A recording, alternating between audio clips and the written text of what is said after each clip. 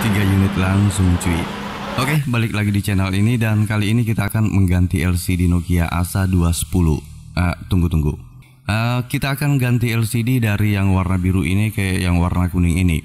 Lo lihat LCD Nokia yang warna kuning ini sudah tompel dan orangnya minta ditukarin LCD-nya dari yang warna biru ini ke yang warna kuning ini. Kemudian casing warna hitam ini minta juga digantiin jadi warna biru.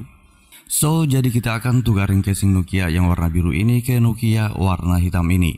Nggak masalah cuy, selama cuangnya bisa buat beli rokok dan kopi hari ini buat ngonten, ya kan? Oke, langsung saja kita bongkar pasang casing dan tukar LCD HP Nokia Asa 210 ini. Let's go story.